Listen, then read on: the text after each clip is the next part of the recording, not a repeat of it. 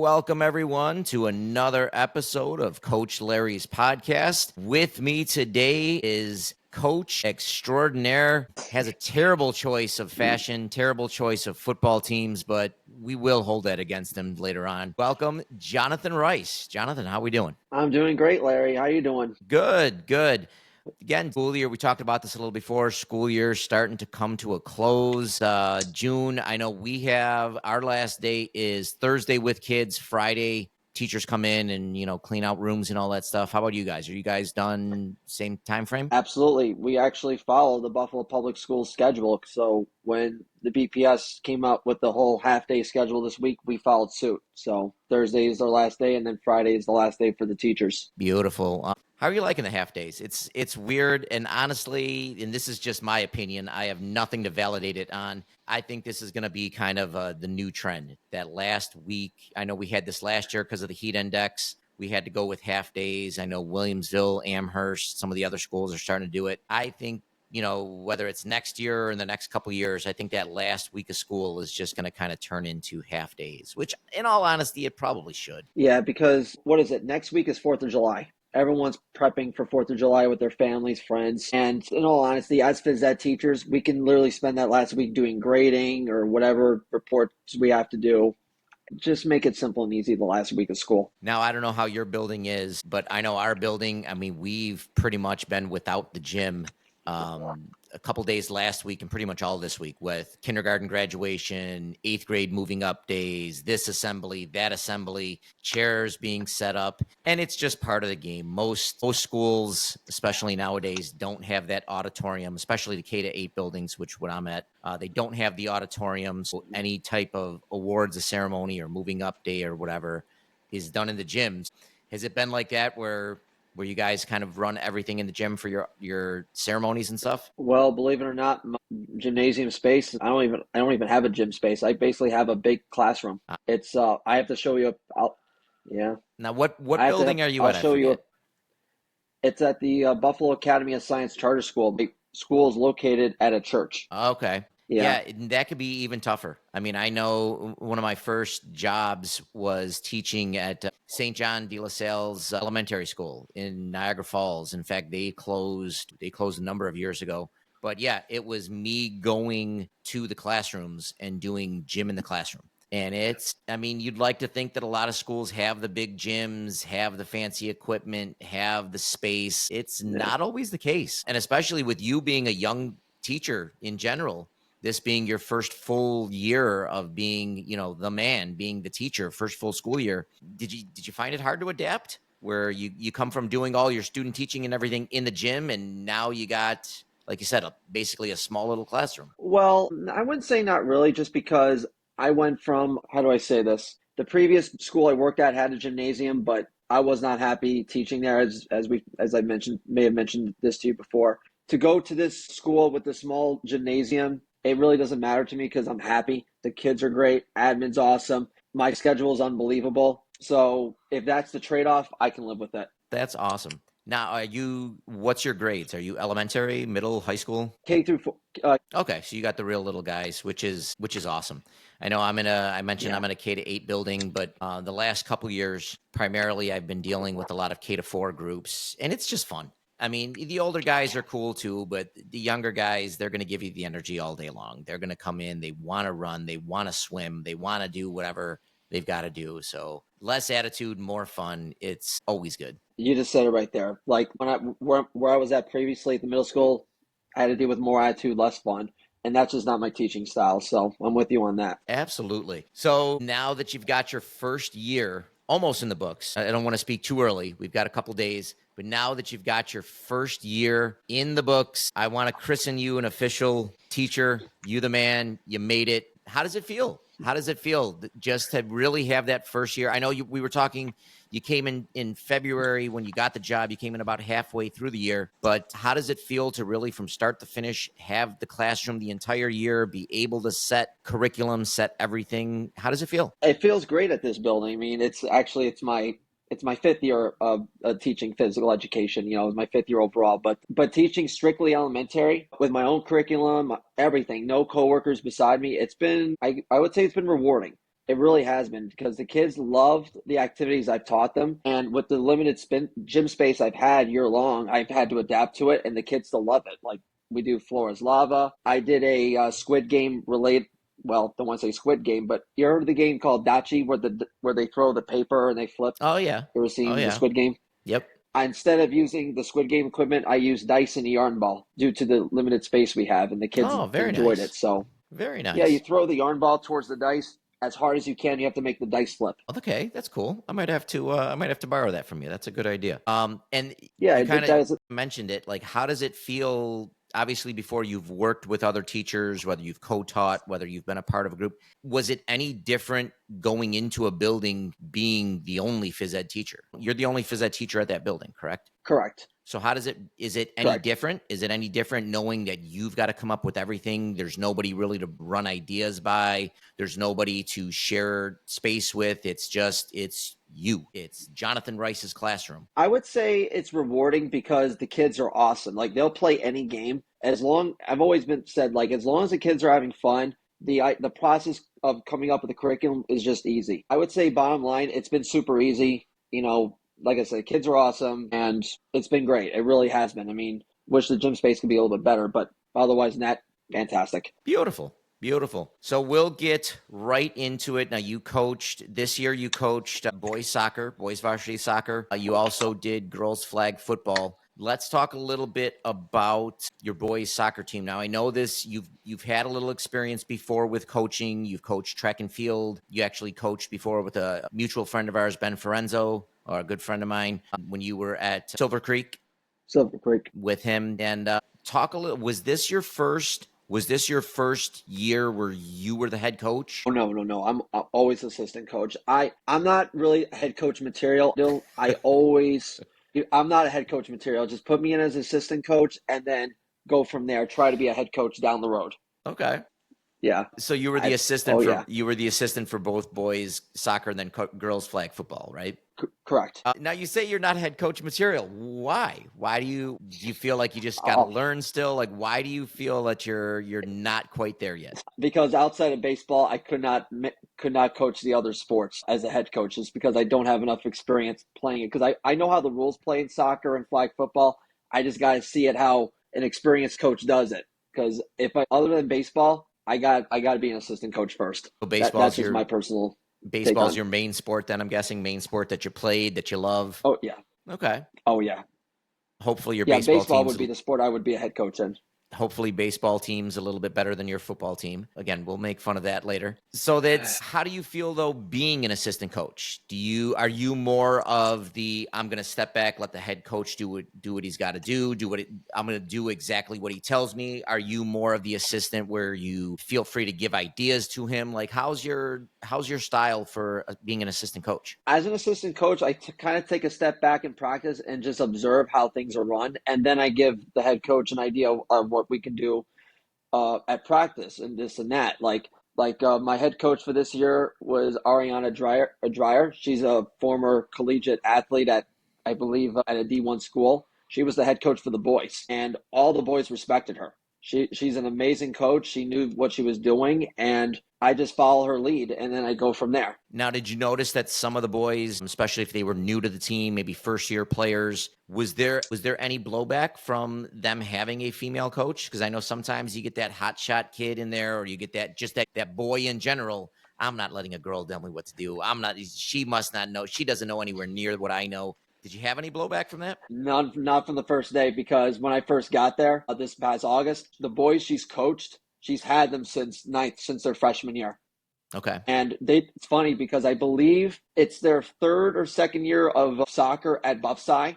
She was the first coach, and she's had the boys since they were a club team, and then officially became a varsity team. And they respect her to the utmost, to the highest degree. And it was incredible. They didn't treat her any different from a male coach or anything. Everything. It was awesome. It was a 500 type season, went to the playoffs, but it was a lot of fun. And that's awesome. And I'm really glad to hear that. And maybe I'll have to use you as a connection to have her come on the show, because I think that's fantastic. And I really don't see why there isn't more female coaches. I mean, it's especially female coaching in a guy sport where you see it all the time. I mean, I'm one of them. I've coached girls soccer now for years, and it's in female sports, it's not uncommon to see a guy coaching a girls team.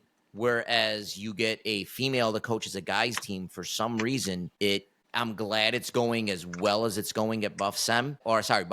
So I think that's fantastic. Yeah. But in a lot of schools and a lot of programs, sometimes it doesn't go that smoothly. And it always made me question that, especially when it comes to sports. It doesn't matter, guy, girl, whatever, especially when it comes to coaching. If you've got the knowledge, if you know how to get it across, if you know about the sport and have the love for the sport, who cares whether you're coaching boys, girls, you're coaching at whatever level, you should have the respect of everybody that you're coaching. Amen to that. And I'll say this, because me and Ariana, I've mentioned this before to her, and she got used to it. Every time we go visit a school, without mentioning anyone in schools in particular, when we would get to the field, a lot of the head coaches would come up to me, and they assumed that I was the head coach. I was just, as soon as you said that, as soon as we walk in, how does she feel about that? That's not to speak for her at all, but yeah, that's gotta, I know every coach says they don't have an ego, but that's bull. Every coach has an ego. I know, damn it, I have an ego too. And I would be pissed off. I'd be the first to correct somebody and say, no, I'm the head coach. That's gotta stink. That's gotta suck. There's no way around it. She would be the right person to ask that question than me, because I don't know what goes on. So I would assume she would be upset about it. And again, it is coaching. You're there for the kids, especially at the high school level. But man, when you coach, you're not out there grabbing the attention from the kids, because it is the kids, it is the players. Anytime I've had an interview for coaching, I'm always like, they do it on the field. They, we. But in your head, every coach has an ego in your own mind, and every coach wants to win. I tell everybody, who was the coach that said winning's not the most important thing, it's the only thing, or something like that. I'm not one of those, but damn it, I love winning. And I mean, I've been coaching now for over 20 years. There are still some losses that have stuck with me for the last 15, 20 plus years. And absolutely. I mean, as a coach or watching your favorite sports team, it just hurts, because you put your heart into it so much. You invest a lot of your time into coaching or investing in developing your player skills, etc. So, and it just stings when you lose. So you guys said for soccer, you guys had a 500 season. Yep. Who'd you guys play in the first round of playoffs? Oh, man, it's been a long time. I think it was a school up north, probably Medina, Lockport, somewhere in that area there. But it was tough. I think it was like a 5-1 loss, but we took it with pride and dignity as best we can. It was tough, but I was very proud of the season we had. We had a huge, great overtime victory over Cheektowaga. Okay. And that was a great victory there. I believe there was a Catholic school overtime victory that was amazing too. So when it came down to the nitty-gritty and it was a tie game, we won. We never lost in those tight spots. It was either we won or we got blown out. Beautiful. Now you guys are you guys Class A? Do you guys know what class you're at? It's Class C. Okay. I know it's funny with the charter schools, and it's funny with the city schools. Sometimes they'll range from either AA or all the way down to B, C. So that puts you guys right in the middle. And honestly, with C, that's a pretty competitive division for the boys. Yeah. How do you? But here's the thing, though. Oh, sorry. Go ahead. No. Go ahead. I was about to say, but even though we're Class C, we're independent. We're an independent school. We're not part of any ECIC or what is it? The NFL, NOL. Yep. No, we're independent, so we're allowed to play any school. And I don't understand why, and I don't want to get off on a tangent here, because this bothered me at the time. We were scheduled to play West Seneca West. It was their, what do they call it? Homecoming game. And they blew us out. It wasn't even close. And I don't even know why we were on that schedule, because we were the easy team to win for homecoming. It's college football. I hate that. That's honestly a good topic, because you get a lot of schools that, obviously, as a coach, you have your league games. Like I coach at Wheatfield. We're in the NFL, the Niagara Frontier League. So you have your division games that you have no matter what. Like for us, we play every year. We play Niagara Falls twice, Kenmore West twice, Lockport twice, and then we play NT once, Grand Island once, Newport once, and Kenmore East once. The Niagara Frontier is split up into two leagues, the Frontier Division and the Niagara Division. But after that, because for soccer, you can max out at 16 games. So I believe that puts us, and then we have the NFL championship game, which puts us at 11. So every year we try to schedule 5 non-leaguers. Oh. Unfortunately, and you see this with a lot of schools, unfortunately, when it comes to homecoming, when you're AD, usually around September-ish. Actually, no, sorry. Usually around like August, September, they'll tell you, all right, what do you want for your homecoming game? Homecoming is around here, homecoming's around there. And we don't even call it our homecoming game. We call it our senior night game, which we really highlight. But we'll say, yeah, all right, let's put it against this team. Let's put it against that team. We try to not schedule it against a team that we know is going to be an easy win, but we do try to schedule it against a team that's competitive. That's going to be competitive, or that we have a good chance of winning. I mean, that's just it. It kind of comes with the territory for us for senior night. You want to send your seniors off on a good note. Like Newport is always going to be a tough team. NT is always going to be a tough team. There's going to be a lot of tough teams. Clarence, they're not in our division, but we'll play them this year. They're always going to be a tough team. I mean, we won sectionals 2 years ago. We played Clarence in the finals. Clarence won sectionals in the finals this year. We're not putting Clarence for our senior night because, not to say that we can't beat them on our senior night, but it's going to be a back and forth dogfight battle. We're also not putting, there's a couple teams that on our schedule that we're not going to put a super cupcake game easy either. But then you also have some games where, like a lot of times, Niagara Falls ends up being our senior night. A, because we play them twice, and B, because it's a little bit of that Niagara Falls, Niagara Wheatfield, kind of battle a little bit, just because the teams are in such close proximity. So yeah. But yeah, unfortunately, you do get a lot of schools that they know, all right, we're gonna blow this team out by 10 goals. Let's put them for a senior night game, or let's put them for a homecoming game. I mean, it just is what it is. 13. Yeah, I mean, That's yeah. It is what it is, but that also comes down to coaching too. I mean, there's been teams that we've played, especially at Niagara Wheatfield, especially the last 2 years where our girls program has been really good. There's been teams that we play. All right, could we destroy this team 20-0? And I'm not going to name schools, but yeah, there's a couple teams that we could have beaten 20-25. Heck, if I would have kept my starters in, there were a couple games that I could have won probably 20-30-0. Yeah. We don't. When we get a comfortable lead, a lot of times backups go in, third strings go in, a couple goaltenders come in. If I put my starters back in, or my starting forward, they become a starting defense. My midfielders, they might play up top. We switch players around a little bit. Those games are games that you get your bench in. You get your backups in. You get some freshmen in. You get your 8th graders in if you have them on varsity. And you also let the girls know, hey, can you go out there and score 5 goals yourself this game? Yes. Do you need to? No. And I feel like there's a mix. There's some coaches that want to go out there and want to run up the score. And there's some coaches that want to just go out there and win convincingly, but don't rub the other team's face. Don't rub the other team's nose in it. And it is what it is. But as you said, it is what it is. You move on. Yeah.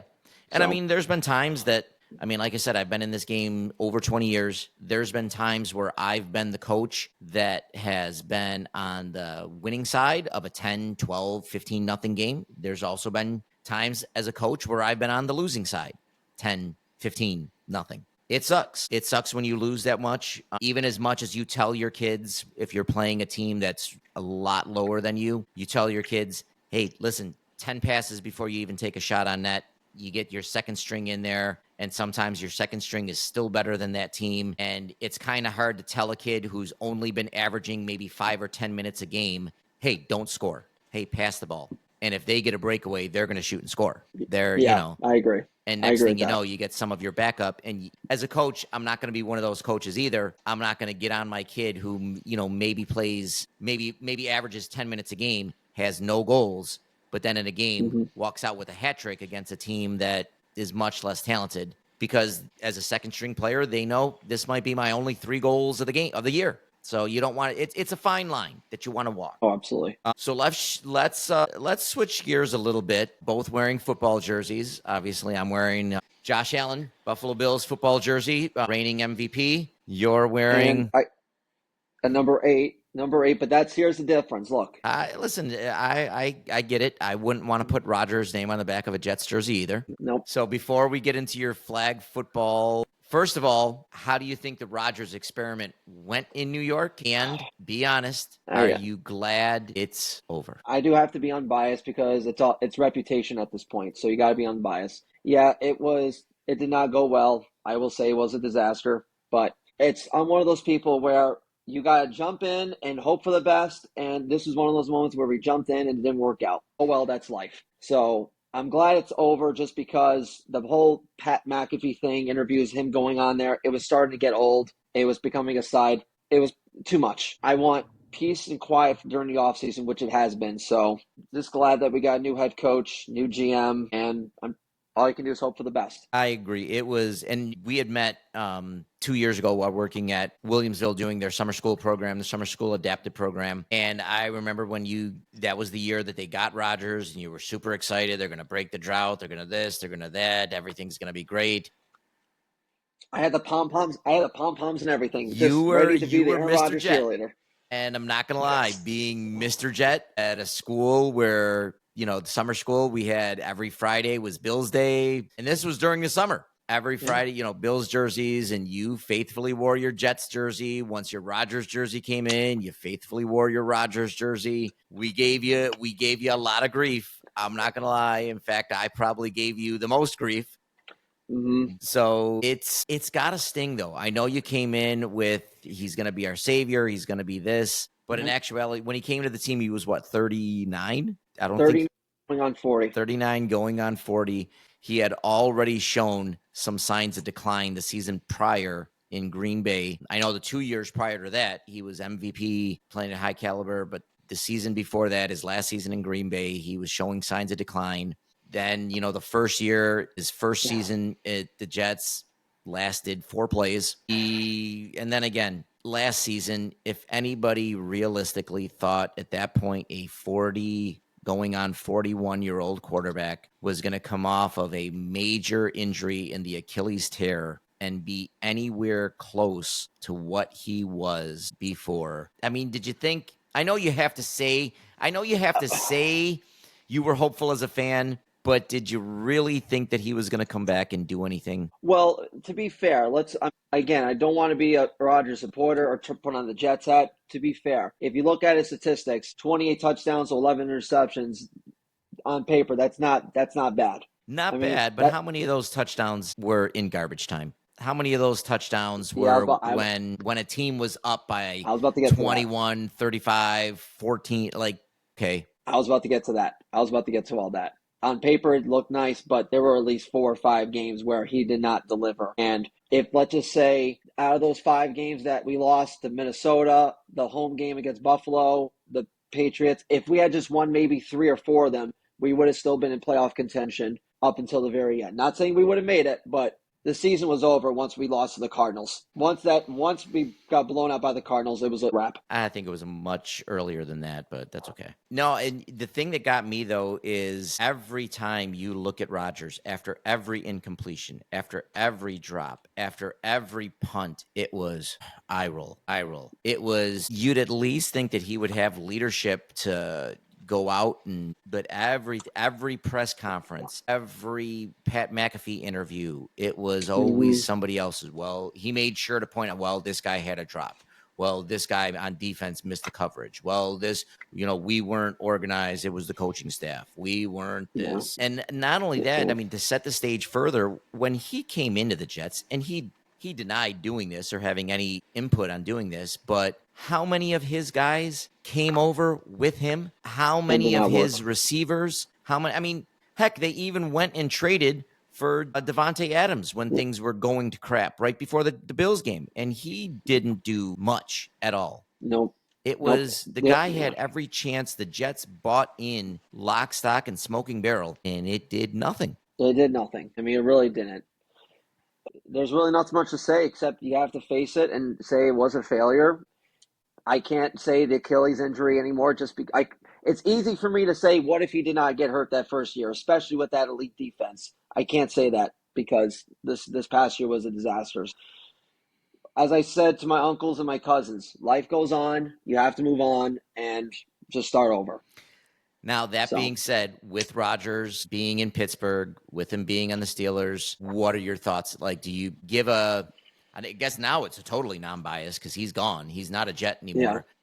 yeah. What do you think the Steelers are going to do this year? What do you think Rodgers is going to do this year? Well, Mike Tomlin is not Robert Saleh. Robert Saleh is not was a lame duck coach. Let's be honest there. He was a lame duck coach in his last year of coaching. Mike Tomlin, he's bulletproof. He ain't going anywhere. He just signed a 3-year extension, I believe, this past year or the year before. So Mike Tomlin has the standing in the community to deal with the Aaron Rodgers nonsense. So if they can coexist, maybe they can be a 9-8, 10-7 playoff team in the wild card at best, and maybe squeak in a playoff victory. But that's their ceiling as far as I'm concerned. And then Rodgers can ride off into the Hall of Fame in 5 years. But isn't that always Pittsburgh? Aren't they, no matter who they have at quarterback, aren't they always a 9-7? Well, now it's what, a 10-17? I mean, aren't they always an 8-9, maybe 10-win team? They get into the playoffs and they lose. I mean, that's always their season. And should Tomlin be bulletproof, as you say? Shouldn't he be on the hot seat a little bit? I mean, when's the last time the Steelers had a playoff win? How many years has it been? 26, 9 years. That's a long time without. I know that they've never missed the playoffs. I know in his tenure they've always had a winning record. I get it. Yeah. He is a Super Bowl winning head coach, but a lot of people seem to think, when he won that Super Bowl, wasn't that a lot of cowards players, a lot of, that regime? Yeah. It is what it is, but I feel like he should be one of those coaches. Maybe there should be a little heat under his seat. I'll go as far as say this. Maybe there should be a little bit of heat, but I will say this right here, right now. Sean McDermott is under more heat than Tomlin. I've said it. In fact, I said it in an earlier podcast episode. I agree. I think you have, as McDermott, you have one of the all-time great quarterbacks right now in Josh Allen. You've got the reigning MVP. You have his calling card has been defense, defense, defense. He's a defensive-minded head coach. There's been a couple of mistakes in playoffs that have really cost him. I think he's gotten better. He's made some smarter decisions. But ultimately, I feel like at this point, this is a big year for him. It's almost a, crap or get off the pot year for him. Yeah. You made a lot of changes on the defense. You've upgraded, spent a lot of draft capital on the defense, which he has. If you look back at his drafts, typically the Bills drafts, McDermott's draft, have been very defensive line heavy, where he spent a lot of picks on his defensive line. He spent a lot of picks on defense in general. I think this year he went all defense except for maybe one or two players. So you got to think that they've fixed the defense. The offense, I like some of the additions that he's made on offense. I think if everybody stays healthy, I agree. I think if you don't at least make it to a Super Bowl, not saying you have to win, but I think at this point, if he doesn't at least make it to the Super Bowl, I don't know. I don't want to say it without saying it, but. Yeah. Well, this is where I draw the line. Whether you keep him or you fire him. You keep him, you got to make it to the Super Bowl. Or how about this? You finally beat the Kansas City Chiefs in the divisional round, lose in the conference. No, that's not good enough. Because, again, if you beat the Kansas City Chiefs, you should not lose to anybody else. And I get it. Baltimore is going to be a tough team. I get it if Burrow and the Bengals defense, not even Burrow, if the defense of the Cincinnati Bengals can actually play where Joe Burrow doesn't have to go out there and score 50 points just to win a game, which I don't know, their defense lost some players. They might not have the defense to do anything. If you beat Kansas City, whether it's in the divisional or whether it's in the wild card or whether it's in the AFC Championship game, if you beat Kansas City in the playoffs, you better make the Super Bowl. I don't care if Kansas City is struggling this year. I don't care if Kansas City comes in as the number 7 seed and Buffalo's a number 2 seed. And they meet in the opening round of the wild card in Buffalo, or vice versa. If it's 7 Buffalo, 2 Kansas City, if you win that game, you better go to the Super Bowl. Really, even as a 7 seed, like let's say they went 10-7. Even if Buffalo Okay. was the 7th seed and Kansas City was the 2 seed, and they met in the Okay. wild card game, and Buffalo knocked off the Kansas City Chiefs, I don't care if it's by a point. Okay. Yes, they better run the table and get to the Super Bowl. That's fair. I can see that. For me, I would only keep him if you beat Kansas City, you get to the Super Bowl, and you get blown out. Whatever. If you just beat them, maybe he can save his job. But I think we both in agreement here. If they are a 7th seed and lose in the first or second round, he's fired the next day. Yeah, I mean, it could be. I would fire him the next day. Now, granted, that all comes like if again, knock on wood, if he takes if Josh Allen goes down at any point in the year and he takes whoever the backup quarterback is for the Bills and they get a playoff win over anybody or they lose to the Chiefs, hey, all bets are off. I mean, Okay. you have a big excuse there. And again, injuries always play in any season. But if everything is healthy, they've got Mahomes, we've got Allen. Okay, they're a little banged up. We're a little banged up. They're healthy. We're healthy. If all things are whatever and we win that game, we should be smooth sailing the rest of the way and we should go there. All right. Now, when it comes now, since we're talking about McDermott, what is your thoughts about the GM Bean? Because if McDermott goes, Bean has to go. Because let me backtrack a little bit. How do I say this? Why did the Buffalo Bills trade with the Chiefs so they were allowed to draft Xavier Worthy? You should never do a trade, especially in the first round with your rival team who you're trying to beat, so that they can get their player, and et cetera, et cetera. I place a lot of blame on Brandon Bean. Like, why did you do that? Now, that means I know there's been a lot of talk about that. That means nothing to me. If they got an extra pick, an extra couple picks, whatever it was, they obviously, if they wanted Worthy, if he was their next player on the board, especially at that point, if they really loved the guy, they would have drafted him. I think at that point they got to a spot where Worthy was probably up there, Coleman was probably up there. They probably looked at it, whatever, we've got 3 or 4 or 5 positions, 5 players that we really, really like. I think at that point, in their mind, there probably wasn't much difference. They looked at it, fine, you want to give us an extra, would they end up getting an extra 3rd round, an extra 4th round, whatever it was, fine. I don't think there was any player that really separated themselves. Worthy, I think it was a great player or is a great player. I shouldn't say great player. That's a little too nice. Yeah. He's a good player. He's a little good player. He's a gadget player, though. Do I think he would have been helpful with Buffalo? I think his speed would have been phenomenal. I think that's what Buffalo was missing. I think that's why we went out and got Josh Palmer. That's why we went out and got some speed at wide receiver this year. And honestly, I think Elijah Moore is going to have a breakout year. That's just me being biased, whatever. But I think Worthy would have helped. Let's flip-flop and say Buffalo chose Worthy, Kansas City chose Coleman. Do things turn out differently? I tend to say probably not. Okay, that's fair. I tend to say probably not. Because at that point, even last year, Buffalo's defense was banged up. Buffalo's defense wasn't up to snuff. And let's be honest, even if Buffalo had gotten by Kansas City, and they did have the ball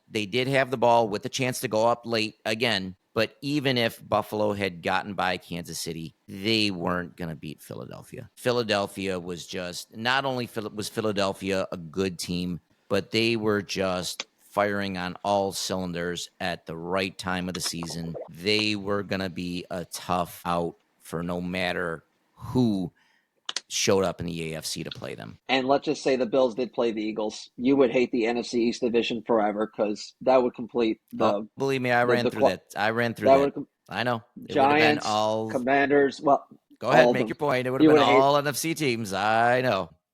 But we'll get there. We'll get there, honestly. And we'll do NFL predictions and all that stuff towards the end. Yeah. But I'll give you a little breather. We won't talk about the Jets anymore. Let's switch to girls flag football. Talk about your school's season. Now, was this your first season in flag football, your school's? Oh, yeah, and I was super excited about it. Well, the school's second season, my first season doing flag football, and I was excited from start to finish. I loved it. Now, you again were the assistant coach, but what in practices did you guys run, like offense, defense, like special teams? Talk a little bit about what you did. Yep, I actually worked with the practice squad. Okay. I would run the offense. I did the offensive practice squad team, I would run practice plays with them, and that was a lot of fun to learn on the fly and come up with plays with the girls and practice against the starting defense. Like there were some plays that I was actually able to get some completed passes and completed run plays with the practice squad against the starters, and that was I felt rewarded of that because I came up with some of the plays like trickeries, route running. It was a lot of fun to do during the game. I was the what's the word? I recorded the game film during the game. And I would go over the plays with both offense and defense. Like, what did you do right? What did you do wrong? Let's get better. It was really a lot of fun. Now with practice squad, so you guys had a lot of numbers. There were a lot of girls, I'm guessing, that came out to play. How big was your team? We don't have a JV. It was roughly between 18 to 20, somewhere in that range. But half the kids were freshmen and sophomores because we don't have a JV team. Really? Okay. Yeah. Now with having flag football and a practice squad, was your practice squad basically, I guess, your JV team? Essentially, yeah. Like even during tryouts, we would tell the girls, you're going to be on the team, but you're going to be used specifically for practice squad, and we expect you to be at the game in case of an injury and this and that. So to be able to be one of the two practice squad coaches and be at the game was really cool. So I got to connect with the girls, got to connect with them on the football level, talk about this and that. It was great. So for those who don't know, tell us a little bit about flag football. Obviously, it's not 11 v 11, or is it? No. Talk a little bit about numbers-wise, strategies-wise. Talk a little bit about the rules of flag football. Because honestly, Absolutely. I mean, I've been coaching for a while, and it's different. It's much different than regular football. Yeah, absolutely. Because in boys, I'm assuming in high school, it's the same in college. It's 1st and 10, right? Like for boys, yeah. I believe so. For girls, it's 1st and 20. Yep. Okay. In flag football, it's 1st and 20. And the football dimensions in flag football was super confusing at first because when you go to a boys football field, you see the 20-yard line, the 30. The 20-yard line was the 10-yard line in girls flag football. The 30-yard line for boys was 20 yards for girls and blah, blah, blah. It was super confusing. But once you got used to it, it was so much fun. It's 7-on-7. There were rules specific to flag football you don't see in normal football, like flag guarding. You cannot have your arm to the side to swipe someone's arm away. That's flag guarding.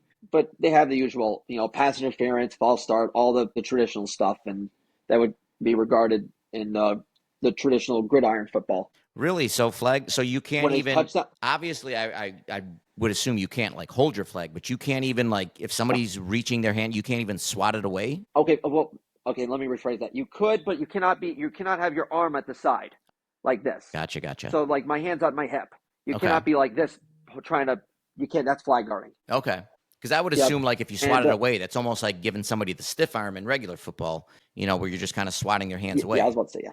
Yeah, I misspoke. That was on me. But yeah, you cannot have your arm to the side. Like, see my hand? Let's pretend it's on my hip. You can't do that. Okay. When a touchdown was scored, there's no PAT. Well, sorry. There's no kick. You can't do kick it through the field goal. There's none of that. You can do a 1-point PAT, 2-point, or 3 points. Really? There's no extra point at all? Like for kicking? Yeah. Like through the field goals? No. Interesting. I wonder why not. Yeah. Now, do they do, so are there no field goals at all? No field goals, but you can punt. Okay. Interesting. I wonder why field goals. Me too. But for punting, though, this is interesting. I did not know this. When the ball is snapped on a punt, you have to announce you're going to do a punt or go for it. You cannot surprise the officials. You have to let them know you're going for it or punting it. Really? Yep. And during the punt sequence, the defense on a punt, when the ball is snapped, you cannot rush the punter. The ball gets to the punter. She takes her time to kick it. And when the ball is punted, that's when the not the punt return, but the punting team can now run down and try to get to the receiver. And if the ball hits the ground, play is dead. And if she catches it, then you have to try and grab her flag like a normal punt return. Okay. Interesting. Yeah, I always found it, like I said, really fascinating with the different rule changes, even when it comes to guys flag football, just some of the different stuff. Now, there's no, and you can correct me if I'm wrong, there's no offensive lineman in flag football. Everybody's either like a receiver or a defensive back. You can have offensive linemen. It's like probably you can have as many as you want. We had 2 offensive linemen. Oh, okay. So you do have, the quarterback does have a little bit of protection then. Yeah, correct. Yes. Okay. Now, is it one thing where like if you've got 3 offensive linemen, the defense can only rush 3, or can the defense rush as many as they want to? As many as they want to. Okay. And it's just like in regular football. Like there's contact up there. You can get your hands up. You can get your hands on them, push them off. Everything's sort of the same. Hands like if you're the blocker, hands like this or hands behind you. You cannot like have like this. Really? So there's no contact at all. You could, but it's at the referee's discretion, and I'm still learning that rule. Like what's too much and what's too much contact or whatever. So Now, can but the defense get basically their hands up? cannot have your Or arms. They could because they're trying to reach for the flag. so, but I mean, can the defense initiate contact, like try to push the offensive lineman away, even though the offensive linemen have to have their hands like that? Good question. I'm not 100% sure on that rule because it was just my first year, but I would presume, but I'm not 100% confident. So I have Okay. to look up the rule on that.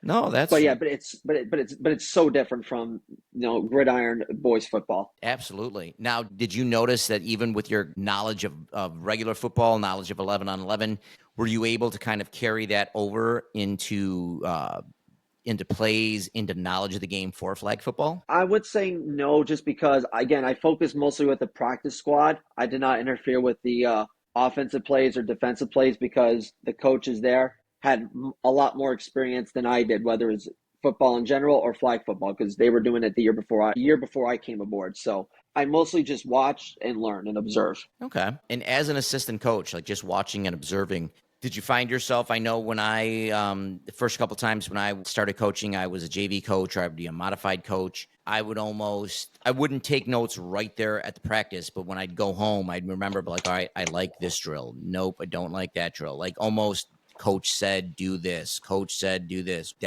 Was it almost like when you'd go home, I know for me, I'd kind of like write stuff down in like a little notebook. Did you find yourself doing a lot of that stuff too? Yep, and we would have at the end of not the end of every practice, but at the end of some practices, all of us coaches would come together and discuss, all right, who's improving? What should we do next time? Because during the season, we had to make a lot of adjustments. There were some games that were not brutal losses, like we got blown out, but more like we should have won by 30 points, and we lost by 2. So we had to have some meetings and discuss, all right, what do we do? This and that. So. Now, And long story short, it all finally. No, go ahead.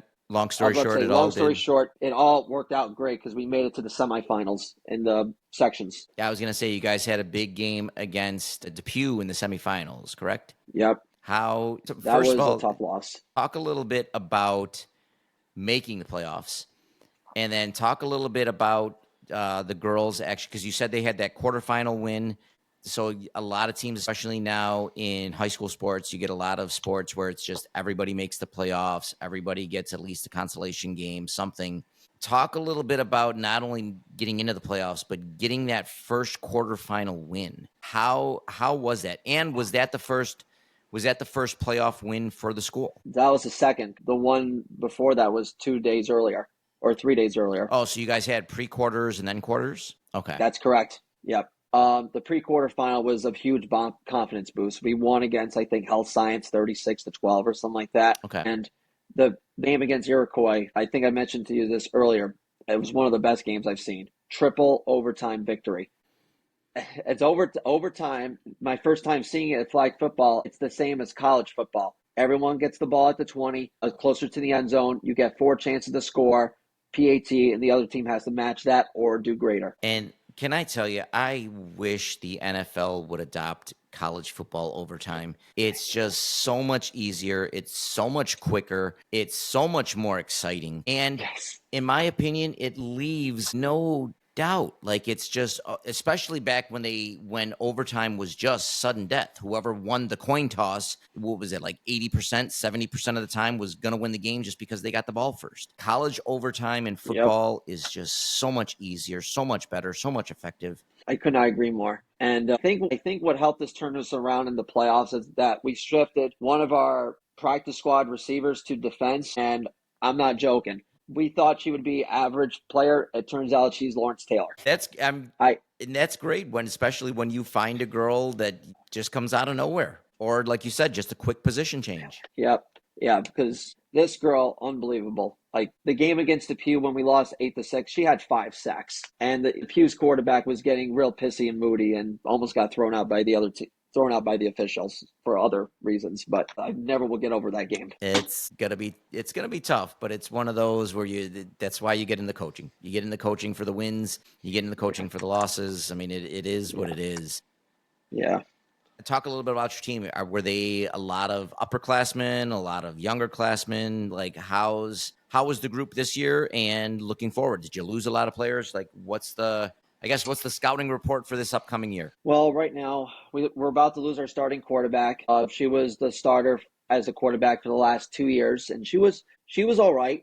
And I still think she's a very, very sports. She had very good leadership skills. She rallied the troops and led them to victory in certain games. So she's leaving. Like I said, half our team was made up of freshmen and sophomores, but I would say 3 of our defensive starters were sophomores. And two of our best players are coming back as seniors. So I feel really confident about Buff Psi making it back to the semifinals, if not the finals in sectionals, which I'm really excited for next year. That's fantastic. Now, is for girls flag football, it's growing and growing more and more every year. Is it the same classifications, A, B, C, or is it with the girls, it's just one big classification? And how many teams are in your classification? We're in Class C, and it's broken down by, I think, A, B, and C, and we had I'm sorry, C1 and C2. We were C1. I don't know what the C1 and C2 difference is, but there were 14 teams. In C1 or 14 teams all total? Between C1 and C2. There was 7 in C1, 7 in C2. Okay. There was 14 teams, and we made it to the Final Four. Okay. So that's a great year anytime. Absolutely. And the teams that were in the semifinals, it was us, Depew, Silver Creek, and I forgot the fourth team, but they won sectionals. Oh man, I forgot their names. But anyway, the team that won sectionals in our area, they won states. Wow. Very nice. Yeah. It's not the tip of my tongue, but I mean, and I love the fact that girls flag football is growing bigger and bigger. I love the fact that it's just another opportunity for girls to go out there and really show what they can do. And it gives them another chance of another sport to play. I also love the fact too that, and again, this is me being a little selfish as a soccer coach. I love the fact that they moved it into the spring, because I know even on Wheatfield, a lot of my soccer girls play flag football. They've played for Wheatfield the last 2 to 3 seasons now. I think this is their 3rd year, Wheatfield, of having a program. Yeah. And I love the fact that it's during the spring and it doesn't make them choose between soccer, which is more popular for the girls, and flag football. I think if they had put it in the fall, I don't know if you would have seen the growth that it's having right now. Because you've got track and field is your track and field's traditionally your bigger team for the girls, track and field and softball, but it's also with track and field. I mean, you're talking, you've got 50, 60, some programs have 70 girls alone. So if you lose a handful of them to flag football, it's not going to kill your program. Softball girls, I think if you're a softball player, you always know you're going to be a softball player. Same thing with soccer. If you're a soccer player, you know you're going to be a soccer player. But I feel like it was the perfect spot to put it into that spring spot, that spring season for the girls to really just make it grow. Yeah, it would have not fit in fall because you got boys football the same season. It would have not worked. Yeah, and I think it's perfect spot for it. And honestly, I'd love to see high schools start making guys flag football too. I'd like to start to see them. Why not? I mean, what's stopping them? Let's have guys flag football. I get it. Again, it might cut into some baseball players. It might cut into some track and field. But I think you'll have enough. You have enough interest. You'll have enough athletes that can do it. Why not? I mean, it's a unique sport. It's only getting bigger and bigger. I think it's a great tool to have. I think you're right on that. I mean, I am a little surprised about the boys flag football. I mean, we could have that discussion in maybe a decade or less than that. I mean, who knows? It could be 5 years. It's coming up in the Olympics soon. Yep, and it's in college now. Brockport just hired the first ever flag football head coach. It's starting in the fall. It's my alma mater. So things could change in a couple of years. Absolutely. I mean, it is. You might have some players that excel in flag football that wouldn't even play high school football or regular football. So you got to get those athletes out there, just like any other sport. You got to get out there and see what they can do when it's actually that sport and actually the rules are played. I agree. But all right, Jonathan, we're going to go right into the hot seat questions. I think you Oh, remember God. this, how last time I had John, it was from Stories from the Sidelines. We had John with Matt Torito. In fact, Matt, if you're listening, we got to get you back on too. We're going to go back and forth with question after question. Oh, God. Actually, you know what? Before we do the hot seat, we'll do a little predictions. Before we do the hot seat, we'll backtrack here. Predictions for Okay. each division. We did this, I think, with you and Matt last time too. Predictions for each division. Let's start on the NFC side. We'll save the AFC East for last. We'll go from Okay. west to east. NFC West. Who do you got finishing where? I'm not going to go into too much deep. Last time I went into detail on every team because it's August, but now it's June. I'm just going to be brief, and we can. We'll debate another time. How do I say this? I'm just going to go through it. Yeah. Once we get closer to the season, I'll go into detail, but I'll keep it brief. NFC West. I'm going to go 49ers, LA Rams, Seahawks, and Arizona. Okay. I agree with your fourth and third. I think Arizona is going to finish last. Seattle is going to finish just above them. I'm going to flip-flop the top two. I think it's LA's division, then San Francisco, then Seattle, and then Arizona. I just think San Francisco. Okay. I think they might squeeze into the playoffs. I just don't think they're going to win that division. I think LA really was starting to click at the end, especially at the end of last year. Okay. All right, NFC. Let's go down to the NFC South. This to me is the division of who cares. That's how I look at it. That's who cares. I guess the team that survives the NFC South will be the Buccaneers, Falcons. Panthers are fourth. I forgot who the other team is in the NFC South. Atlanta, Tampa Bay, Carolina. Oh, the Saints. Saints and Carolina are battling for fourth. I think the Saints are going to be fourth. I think the Saints are going to they'll have it by at least a game or two. I agree Carolina's going to be third. I don't think they're going to be as bad as people say they are. I'm not predicting them to be 500, but I think they'll be probably like a 6-win, maybe a 7-win team. Okay. Again, I'm going to flip-flop. I think Atlanta wins. I think I really liked with what Penix Jr. showed. I know it was only the last game or two of the season. I think he could potentially have a Jaden Daniels type season this year. Really? I like the kid. I think he's really gonna have a breakout year this year, or not even a breakout year. He'll have an actual season under his belt instead of some meaningless games at the end. And then I've got Tampa Bay finishing second. I agree. Okay. I don't see more than one team coming in or making the playoffs out of this division. I think it'll be Atlanta this year, though, and I think it's going to be like that for a while. It's going to you'll see Atlanta winning in 1 year, Tampa Bay winning it 1 year, Atlanta winning it 1 year, Tampa Bay winning it 1 year. I think the gap between the Saints and Carolina is big. Carolina, it's all going to depend too. Can Bryce Young take a step or two or three? I don't think so, but I don't see it. I mean, it took Josh Allen a little bit of time to make that step.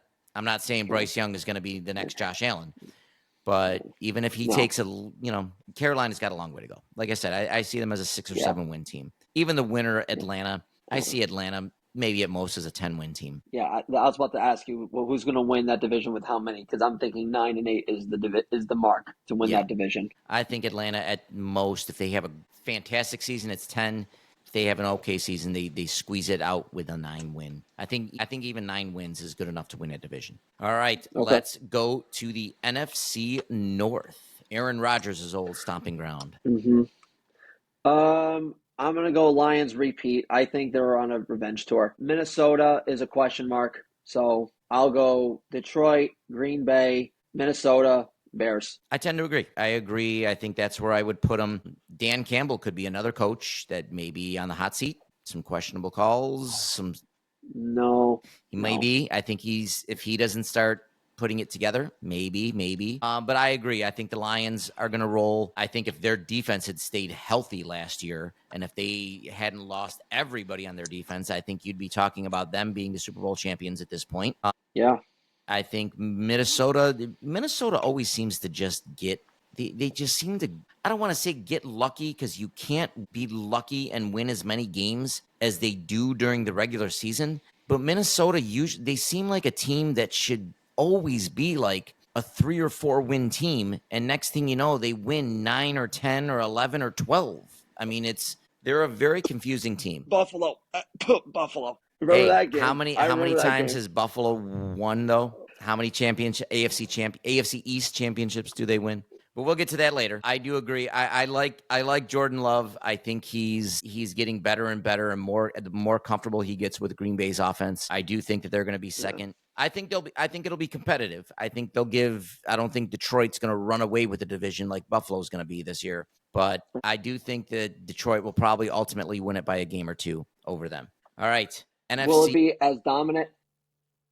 Go I was ahead. about to say, will the NFC North be as dominant as it was last year with 3 teams winning 11? I don't see. I do see Minnesota taking a step back. I don't. I think the right decision to let. I think it was the right decision to let Sam Darnold go. I think you have J.J. Okay. McCarthy, who got injured. You have to see what he's got. He was a high enough pick, but I still see them taking a step back just because it is his first season. I mean, it'll be him being a rookie. I know he was drafted last year, got hurt in training camp, so they'll take a step back. I see them being maybe an 8 or 9 win season, maybe 8 or 9. That's fair. I see, depending on how well McCarthy goes the following year, they could probably bounce back to that 10, 11 win range. NFC East. I'll cut it real short and simple. Philadelphia. I'm going to say this: Philadelphia and Washington will go down to the last week of the year, and then Cowboys, Giants. I agree. I think Washington. I don't think it's going to be as competitive. I think Washington is going to take a little bit of a step back. I think you've got that. Really? I think Jaden Daniels is going to take again. He's going to be a great quarterback, but I think just the year that he had last year, I think he will take a small step back. I think some teams are going to have the book out on him now. I still think he's going to be a phenomenal type quarterback in the league. He'll make adjustments and he'll bounce back. I don't think they're going to totally drop off the earth. I don't think they're going to, all of a sudden miss the playoffs. I do still have them making the playoffs. But I think they're going to take a step back. I think the Eagles are going to open up that gap, win the division. I don't want to say walk away with the division, but I think they'll win it fairly comfortably. And I think Washington's got second. I almost want to be that guy. I want to be that guy and say that the Giants go ahead of Dallas, but I can't. No. Dallas will finish third. The Giants will finish dead last. The Giants are, in my opinion, I think the Giants are in worse spot right now than Carolina. I think if I was an NFL coach and if I had the chance to choose between coaching the Giants or coaching the Panthers, I would choose the Panthers. I think the Giants they've got a lot of work to do. Oh, okay. All right. Go ahead. I was about to say I personally think it's going to come down to the final week between the NFC East, the Commanders and Eagles. I don't know if they're playing each other the final week, but I think it'll come down to the final week. It'd be cool if Jaden Daniels. It'd be cool. You say he's going to take a step down. I think he'll take the next step. Not a huge step. If Jaden Daniels last year had a 10 out of 10 season, I think this year maybe he has like a 9.5. I think he takes just a small little step. Sometimes when you don't have much film on a guy at the NFL level, teams don't know how to play them. I don't want to say it's easy for a rookie, but I think that second year, really they'll come in and they have a better way to game plan for him. They have a little bit of an understanding. I think he'll see a little bit of a slump, but again, I think he'll rebound after that. I do think he's going to be a very good player in this league. I think he's got a chance to be like another Mahomes, another Jackson, another Allen. I think he can be on that level, another Joe Burrow. I think he can really be on that level, maybe not next year, but within the next 3 to 4 years, we're talking him on that elite quarterback level. Okay. All right. AFC West. Wow. I'm gonna go this far. I'm gonna say this is my first of a couple hot debates. I'm gonna go Chiefs don't win. I'm gonna go with the upset here. I'm actually gonna take Chargers, Chiefs, Raiders,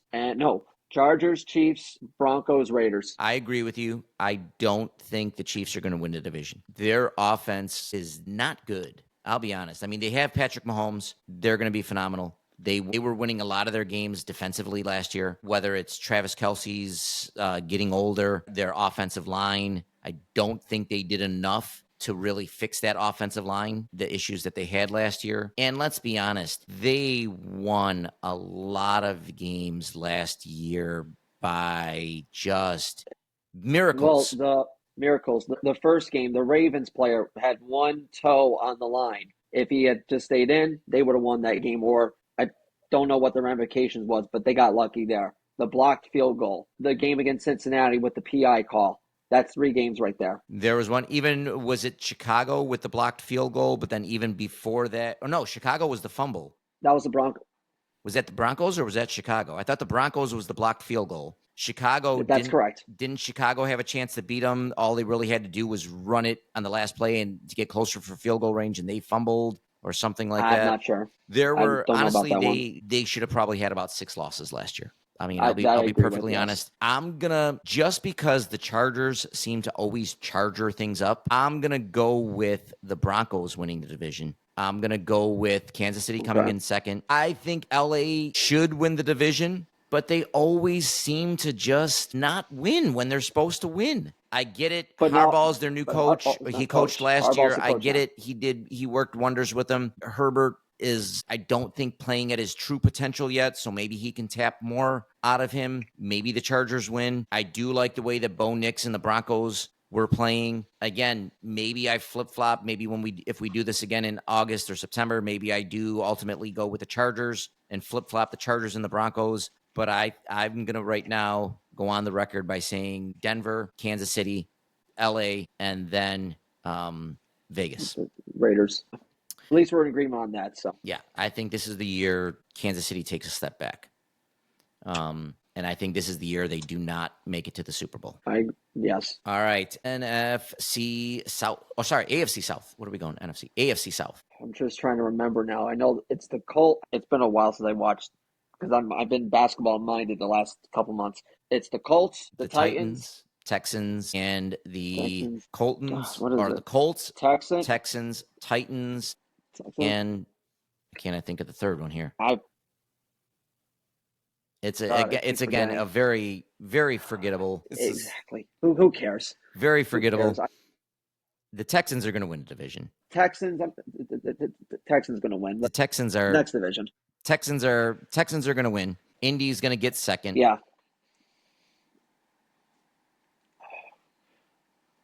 Titans are going to be dead last. Who the heck is? Yeah, but who is the 4th team we're missing? I forgot the 4th team. I swear to God, I don't want to pull up my phone. I'm having an Alzheimer's moment here, an old person's moment here. Okay, I'm pulling it up. I forgot. Okay, before I pull it up, any guesses? Because Titans, Texans, Colts. About to click on the standings. It is, of course, Jacksonville. Jacksonville's going to finish third. It'll be the Titans will finish fourth. Jacksonville will finish third. I'm not sold at all on Trevor Lawrence. Indianapolis will finish second. Although I don't know who's going to be their quarterback. Really? I don't know who's going to be their quarterback. And then Houston's going to win. And Houston will be the only team coming out of the AFC South. Even if Jacksonville finishes second, they'll be a 7-win team, maybe 8 at best. Yeah. All right. Yeah. AFC South is forget. Yeah, it's the same. I was about to say the AFC South is a forgettable division. Who cares? It's the same as the NFC South. The AFC South, NFC South, 2 of the weakest divisions. And it's been like that for a while now. Let's go to the AFC North. I think this is a tough division. This is a tough division, but in my opinion, it's going to be Baltimore. It's going to be Cincinnati. It's going to be Pittsburgh, who I think, and I'm going to make a bold prediction. Pittsburgh, this is the first year they don't make the playoffs. This is the first year they have a losing record under Tomlin. I've got them again, maybe at an 8-win team at best. And then Cleveland is going to be Cleveland. Cleveland, I think I'm not saying Baker Mayfield was a big time quarterback or is a big time quarterback, but he got them into the playoffs in 1 year, but he was doing fairly well in Cleveland, and you just moved on to Deshaun Watson, who has been a bigger dumpster fire than Aaron Rodgers ever was in New York. I mean, he was just horrendous. So, but yeah, I've got Cleveland finishing last. I think Pittsburgh's going to finish third. Cincinnati, I do think they'll rebound. Their defense might keep them out of the playoffs. And then I've got Baltimore finishing first. How about you? Baltimore, Cincinnati, Pittsburgh, and Cleveland. I'm going to think about Cincinnati maybe close to first if they keep Trey Hendrickson. But for now, since it's June, I'll just say Cincinnati finishes second. In fact, I'll say this. If Cincinnati doesn't keep Trey Hendrickson, if they trade him, if he holds out, whatever, they might finish they might finish dead last. I mean, Dead last? No, I can't go that far. I say third. Fourth? who did Cincinnati stop last year? How much? I, Think of it this way: if Cincinnati had won the NFC or the AFC North, or if Cincinnati even made the playoffs last year, is Joe Burrow not the MVP? Joe Burrow, if you look at his stats, yeah, Joe was blowing it up. he was. He just had no help defensively, none. And if he has, you can't have, if you're Joe Burrow, you can't really have much of a better year stat wise than he did, yards wise than he did, touchdowns wise than he did. And they were still losing games. He was putting up 20, 30, 40-point games, and they were losing. And if you take out Trey Hendrickson, finishing last. If you take out Trey Hendrickson, what is he going to have to put up? 50 games every week to get a win? Maybe. There's got to be at least 4 games he has to score 30 just to win. But dead last, that's where I don't agree there. Third at worst. I think that defense is without Hendrickson is going to be so bad that I could see Cleveland winning more games than them. Wow. Okay. All right. We'll definitely have to touch base about this once August or late August comes around, and then we'll go from there. Absolutely. And last, but definitely not least, the AFC East. I know I'm a guest in your podcast, but I'm going to abstain, and I'm going to actually wait until literally the week before the season starts. All I'm going to say is Bills most likely will win the division, and that's where I ended there. Go ahead. Tell me what you feel. Bills will win the division. I'm not going to lie. The Bills are going to win it, I think, fairly easy. Miami is on a downswing. I'm not sold on Drake May. I'm going to have the Bills winning. I will have New England at number 2, but again, I don't see New England. I think they're going to be an 8-win team. They won't make the playoffs. Miami, I think, is just going to totally implode this year. And they'll be like a 5 or 6, maybe 7-win team. And what's his name? Mike McDaniel will be fired. Yeah, the college frat boy. He looks like the proverbial college frat boy. And who's the other team in the AFC East? Let's see. It's the Bills. They'll finish first. It's New England. They'll finish second. It's Miami. They'll finish third. Who's the other team in the AFC East? All I'm going to say is right now, if we can at least survive the first 4 weeks and go 2-2, I will be praying the Week 18 game against the Bills will be Sunday Night Football, not for the division. The Bills will be playing for the 1 seed. The Jets will play for the 7 seed. And that will be a Sunday Night Football game to end Highmark Stadium. That's all I'm hoping for. I swear it. I'm not giving any predictions. I'm just hoping. A man can dream. A man can dream. You said it perfectly. A man can dream. That'd be a great way to end Ralph Wilson Stadium, with crushing the Jets season with a Week 18 victory and keeping them out of the playoffs again. I don't think the Jets are going to get that close to the playoffs. And be honest, and I get it. I mean, who am I to say Buffalo had one of the biggest droughts ever? And the Jets are closing in on that. They're getting close. But I think the Jets need to do what the Bills didn't do for the longest time. Let's be honest. They kind of lucked into Josh Allen, and they got some other draft picks. They need to find a way to get to the bottom of the draft. I mean, bottom out. I know they bottomed out before. Zach Wilson was the second overall pick or whatever he was. Second overall, yeah. They need to find a way to get to the bottom and find their franchise quarterback. Don't go out and try to do what Pittsburgh's doing or what they did 2 years ago and get an aging Aaron Rodgers, an aging Kirk Cousins, an aging whoever quarterback in there. Yeah. Just call it a tank, whatever they want. Get to the bottom of the division. Get a top 3 pick. I know it hurts. It sucks. Take your medicine 1 year, Justin, and then start being competitive. Okay, I'm putting on my Jets hat right now. Okay, Justin Fields, to me, would have too much pride to do that. It's his last chance, and I think that he'll have a bounce back year as a starting quarterback. This is the most talented team that Justin Fields has had in his career. You got your receiver from Ohio State. You got a cornerback who I'm hoping has a bounce back year, because last year that was rough by Sauce Gardner. I could not believe what I saw. But you could tell he didn't want to be there. No, again, we can talk about that in late August as we get closer to the season. I'm trying to stay even keeled because we're on summer vacation coming up. We'll definitely do an episode. Maybe we'll see if we can get Matt on too. We'll do an episode, a kickoff episode for the season in September. We'll have That's you back fair. from a midpoint, maybe around November time to rub it in, and then we'll have like an end of the season playoff preview where the Jets won't be there. No, how about this? I'll go as far and say this: if they go to Sunday Night Football, Week 18, you and I should go Deal. to that game. Deal.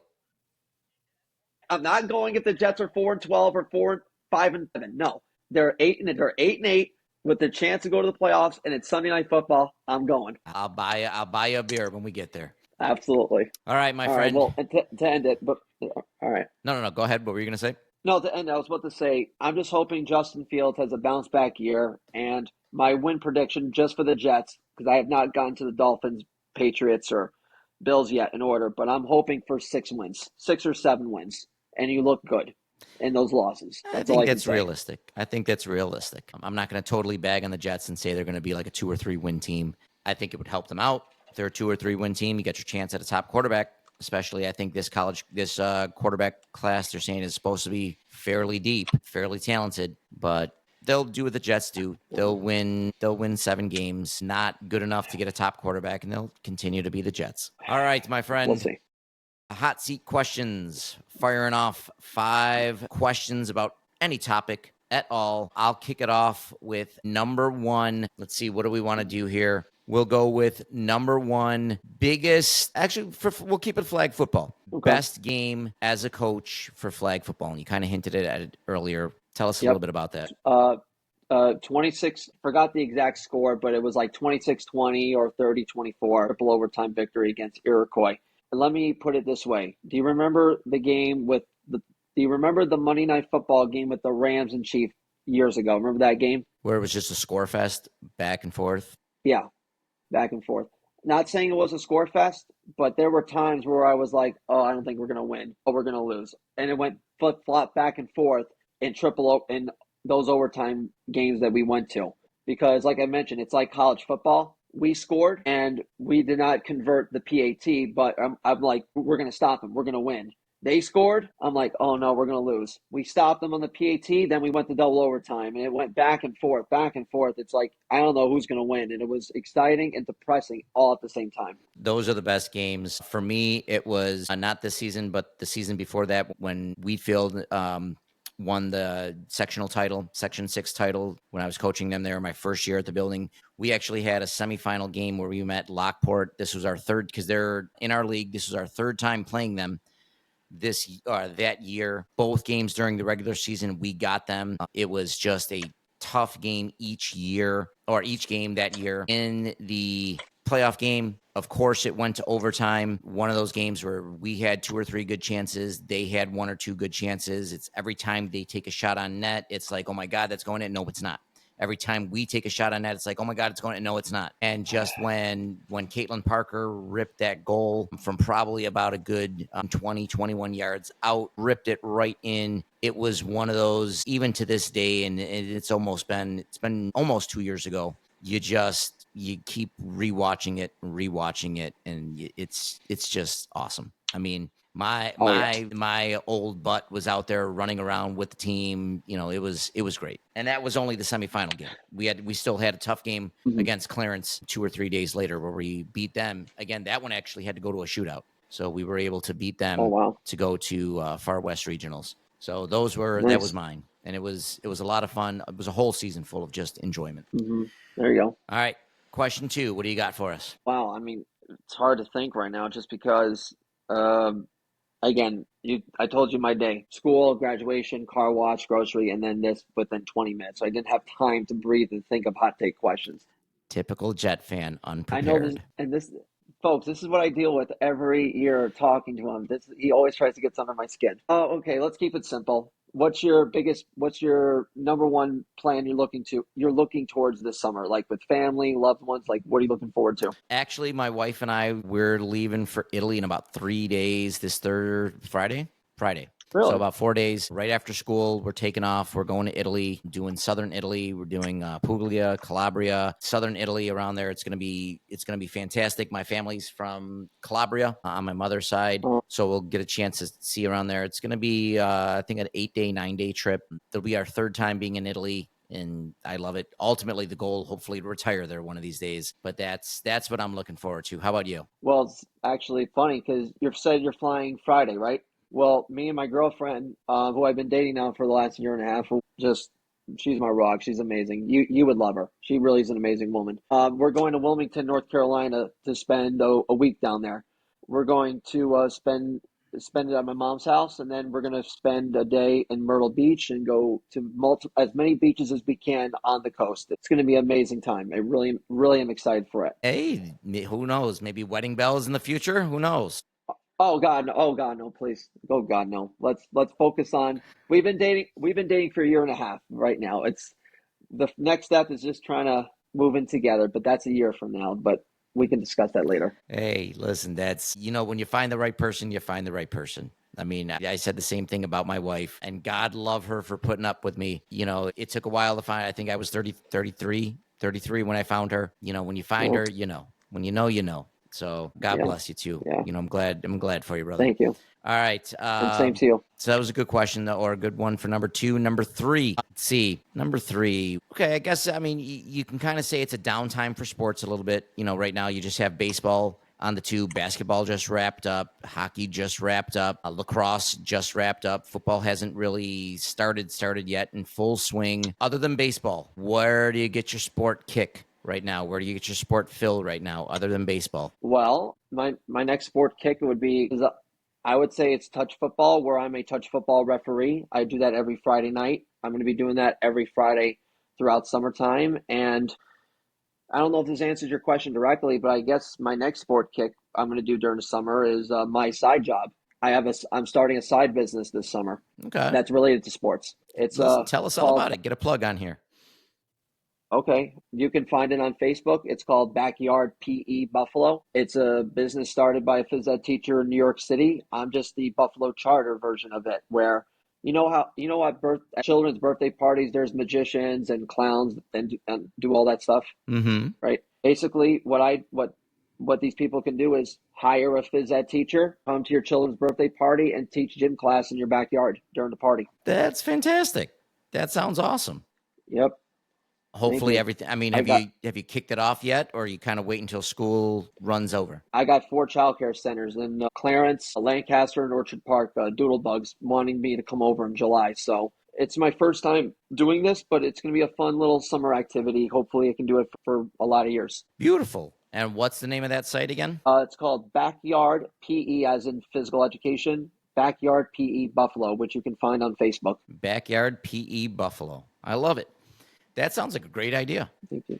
Yeah, oh yeah. Like the only thing is that you just got to get the liability insurance, which is like 27 bucks a month. But you got your school equipment. If you know connections and they want to have a phys ed teacher, charge a couple $100 an hour, and you're golden. Hey, if you ever need any help with that, let me know. But that's awesome. Buffalo, or sorry, not Buffalo. Backyard PE Buffalo. I love it. I love it. All right. So let's see. We're on what question are we on? Number three, number four? Four. Number four. All right. All right. For me, I guess I just asked you about summer. I'm just trying to think the Sabres. Like, do you have any prediction about the Sabres for next year or anything to look forward to? Because my Rangers are in the cellar. I don't think we have much of a future. You know what? I was having a really good day, having a really good episode, Okay. and you got to bring up the Sabres. No, I mean, I'm borderline done with the Sabres, honestly. And I've mentioned this before. You're in a league where half the teams every year in your league make the playoffs.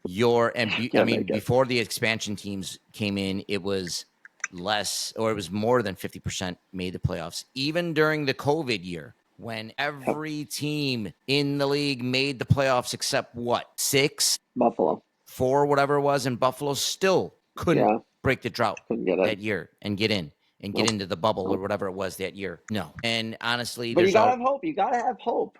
They're already talking. They're You going to gotta trade. They're hope. going to trade Paterka. They might trade Bynum. They might trade Tuck. He might needs a new deal. You're already looking to potentially tear down again, do another rebuild again. You Mm, had teams, you had players like Jack Eichel, Sam Reinhart, Ryan O'Reilly, and numerous others playing together. And we're not talking winning a Stanley Cup. We're not talking making it to the conference finals. We're not even talking winning a playoff series with those mm, players. We're yeah. talking you could not make the playoffs. A lot of times couldn't even be competitive making the playoffs. Like even in Mm, the chase. Maybe out of the 14 years, I think the 14-year drought, 13-year drought, whatever it is that they're in now, you were competitive and had a realistic shot. I don't know, maybe 4 of those years. They're a dumpster fire. And at the rate they're going, especially if they do the sale or the wholesale and they start trading this player and trading that player, we might be mm. looking at another, I don't know, 4 to 5 years before they're even talking playoffs, let alone Stanley Cup. Oh, come on. I will be nice and generous for this. I think the Sabres could get to the playoffs maybe before the Jets do because they're both tied 15 years. Jets and Sabres are tied for the longest playoffs drought in North America, and I think maybe the Sabres within a year or two. I don't know. You got to be hopeful. Come on. Look I at me. think though with 15 that, years. it's not even a player issue. It's not even a coaching issue. I don't even know if it's a GM issue. I think it goes higher than that. I mean, it's just from top to bottom. The Sabres need a wholesale change. And I think it's easier Mm, to do a wholesale change in the NFL than it is to do a wholesale change in hockey. Where traditionally in hockey, when you get a first round pick, when you get a second round pick, a third round pick, you might not see those guys in the league until 3, 4 years down the road. Whereas in mm, football, you're going to see your first round pick in the league almost every year on almost every team. You're going to see your second round picks, your third round picks. You're going to see those guys. They might not be starters, but you're going to see or should see a lot of those guys in the league being contributors where it might take a first round pick 2 or 3 years just to make the fourth line or just to make the third line. So, I agree. no. All right, last question. We'll keep it simple. All We'll right. keep it easy. Favorite food? Yeah. Steak. Very simple. Steak. It's like my Steak? favorite food to eat All when my right. dad cooked. Oh, yeah. Do you Steak. like it more home cooked or do you But like it more like when you go out? home cooked because once I see that bill, it just gives me a heart attack. One of I agree. I agree there. yeah, Me, it's a toss up between pasta, between spaghetti and ribs, but I'm gonna go ribs. And I love making yeah, them. I love the whole process. I make spaghetti sauce too, but I love the whole process. And my wife gets to me all the time. Cooking is my relaxing thing. Like cooking is my a lot of times, even whether it's a hard day at work, hard day at practice, hard day, whatever, or I just need to just relax and have a little fun. I'll just start yep. cooking. I love it. I think it's a very enjoyable thing for me to do. But ribs, I'll go ribs all day long. And here's my last question. I also want to keep it easier and I always like to ask this question. I always like to ask this question at the end of an interview or whatever. Three things you're most grateful for. Listen, I'm gonna keep it my family, and I'm gonna include that goes for my wife, that goes for my daughter, my wife Vicky, daughter Sarah. So I'm gonna go with my family. That's gonna include mother siblings. Yeah, I know that's yeah, kind of I yeah, guess that yeah, might be yeah, cheating a little bit, but yeah. mother, father, siblings, all that. So I'm going to go family. My dogs, although my dogs should probably include my family, but I'll stretch it out a little bit. I'll say my dogs, Bella and Bailey. And I mean, other than that, I don't know what else there is, but Yeah, I'll say just my health. I mean, yeah. 44 years old, in relatively good shape. I mean, could definitely stand to lose a few pounds. Could definitely start hitting the gym a little bit more, but relatively good shape. And when you got, family, friends, health, dogs, what else do you need? Thank you. How Everything else is Absolutely. And how all about for me, you? I'm guessing same answers. essentially. But I'll put it like this: family, both sides of it. Mom and dad, sides of family. That's family. It's one. Two is my girlfriend Sarah, who a year and a half together, even though it's a long distance relationship because she still lives in Elmira. We started dating when I got the job out here, and I thought it could work. And luckily, a year and a half later, it's going not only well, but it's going strong. And we talk every night. So she's probably going to call me within the next 45 minutes just to catch up on the day. Gonna have to let her know who I spoke to today because it keeps reminding me of how bad my Jets are. But she'll laugh at that. Um, my family, my girlfriend, and I would say number three, I'm just glad to be home. I'm just glad to be home where I love here in Buffalo, New York, because this is now my home. And I'm not saying this as a Jets fan or anything. I just love this city because it's given me so much. I got to meet friends like other phys ed teachers like yourself, the friends I made here, family, my girlfriend, and just being back home in Buffalo. Awesome, brother. Thank All you. right. Well, like I said, definitely have to have you back on. Open invite. Just, you know how to reach me. Send me a text whenever you want to come back on. And everybody out there, make sure you guys look for Backyard PE Buffalo and check. They've got big things going on. Wish you well with that venture. As always, you can find our show, Coach Larry's Podcast. You can look for me at Coach Larry11 on X, on Instagram, on Facebook, at Coach Larry's Pod, or at Coach Larry's Podcast. Check us out, and we'll see you next week for another episode. Go Bills. All right. Oh.